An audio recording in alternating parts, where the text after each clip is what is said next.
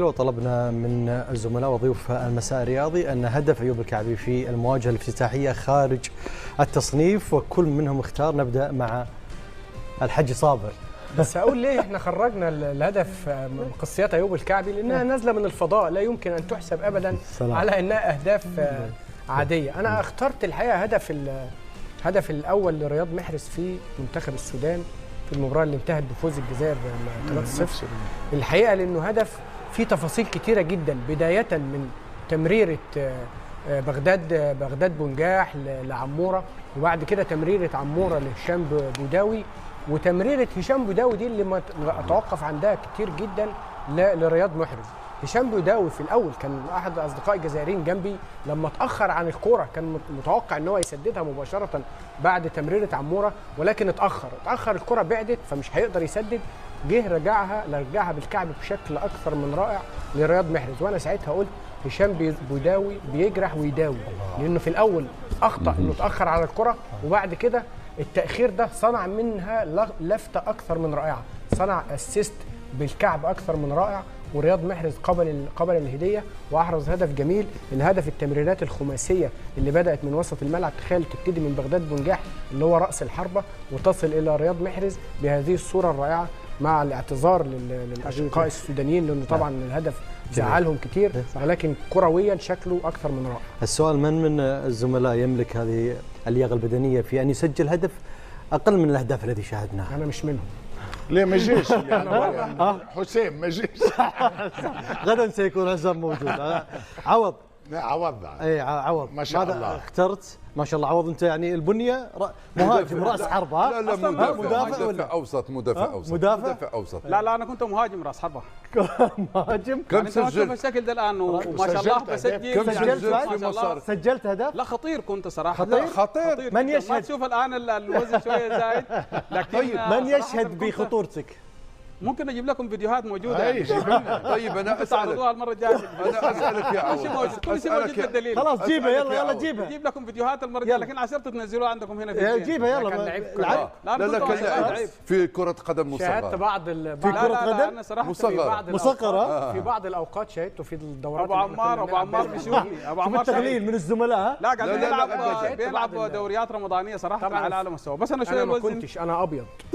كنت بلعب مع الوزن زاد شويه. أنا صابر عندي معلومة. أنت لعبت؟ كنت بلعب معهم. بس على قد بيلعب في أي مركز صابر؟ أبيض. على قدي. مركز أبيض. مركز أبيض؟ لا لكن مش رمادي. صابر لاعب جوكر يعني ممكن يلعب مدافع، ممكن يلعب لاعب وسط، ممكن يلعب مهاجم، ما شاء الله عليه. يعني اي مكان بتحتاجه بيكون لا لحظه. في شبه من جاجاري؟ في حاجه ما في اختلاف كبير.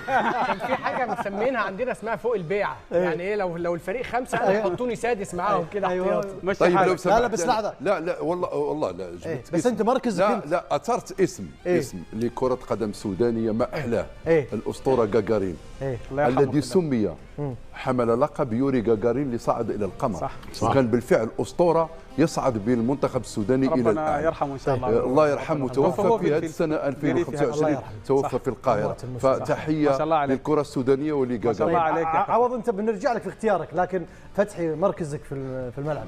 انا كنت لعبه كره الطائره حتى في الفريق الوطني. في اي مركز؟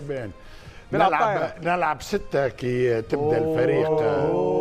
حنا بالي يعني. ها وقت اللي الفريق متاعنا يستحقني نولي رقم 10. كنت لاعب وسط ميدان بلاي ميكر، ولكن بون عندك ما يشهد في المقاطع ولا بالابيض والاسود؟ قبل استقلال ممكن احلف لكم غصب شاري المباريات بتذاع في الراديو. في وقتي انا ممكن احلف غصب. في الابيض والاسود. لا ممكن احلف. انا راني مانيش صغير معناها. ما شاء الله لسه ما شاء الله جابوني من المتحف. عندنا صورة لك وراح نجيبها في الحلقات القادمة. لا بالله. اي والله في صورة. خلاص يلا. بدر في اي مركز؟ انا حارس مرمى. والله الجسم ما شاء الله. انا حارس مرمى يعني من صغري وانا حارس مرمى، وكنت حارس مرمى المنتخب الجامعي المغربي. وكنا على وشك الذهاب الى تونس لنلعب هناك بطولة المغرب العربي في أي سنة؟ الجامعي. سنة 82 ما شاء الله تبارك الله. 82. عندك ما يثبت كذلك عشان نعرض بالمرة. أنا من نفس مدينة ومن نفس جيل أيضا الأسطورة زكي بادو. يعني من نفس مدينتي، من نادي الجمعيه الرياضيه السلام. هذاك علاش حارس مرمى؟ لعب حارس مرمى. انا ليش اخترت حارس مرمى؟ بعشق هذا واشهر هدف دخل فيه من نص الميدان، الكل يعرفه يعني ويتكلم عنه صراحه في المدرس. صح فاكره؟ مين؟ الهدف اللي دخل من نص الملعب. فيها انا. ايوه فاكره. اي احد عنده مستندات يوصلها للسيد المخرج ونعرضها للجميع. سيد المخرج تو نوصلوا لك كل الوثائق والادله والبراهين. يا مشاري فوق من هذا وذاك، هادو احسن وصف يليق بهم، احسن وصف يليق بهم. انا مش منهم، لا انهم نجوم في الكلام. وبعدين على مستوى الأقدام كلكم على مستوى الاقدام هذا شيء يترك للتاريخ. اذا انت ما كنت نجمي في الملعب ما تقدر تكون نجمي هنا في الكلام. جميل. صحيح، هو ده اللي اختار حاجه من ما يجيش الزود. لازم تكون نجم برا عشان تقدر تكون نجم جوا. نعود لك عوض واختيارك لاجمل هدف. تاون لاعب زيمبابوي، الهدف الاول هدف تعادل، وقتها كان المنتخب جنوب افريقي متقدم بهدف. شوف اللاعب صراحه استلم الكره من خارج وبدا يراوغ اكثر من لاعب، حوالي 3-4 لاعبين، ومره يسجل هدف. الاجمل في الهدف انه هو هدف تعادل، والفريق كان بيبحث عن فوز مهم بالنسبه له، فالتعادل كان صراحه رجعهم للمباراه. ينعم فيها بعد كده المنتخب خسر اللغاء، لكن الهدف صراحه ما اروع وما اجمل صراحه. يعني الكره تقريبا من نص الملعب، وبدا يراوغ في لاعبي المنتخب الجنوب افريقي، راوغ اكثر من حوالي 3 لاعبين وسدد هدف صراحه انا افتكره من الاهداف الجميله، لكن طبعا لا يعلو على هدف ايوب الكعبي، لكن هدف جميل صراحه. مراوغه وتميز صراحه للاعب زيمبابوي، واستطاع انه يسجل به هدف صراحه ويعيد الفريق اهم شيء للتعادل للبدايه من اول مره ثانيه. اذا هدف مميز من عوض الى بدر. طبعا كل الزملاء قالوا على انه الكعبي خارج. نعم.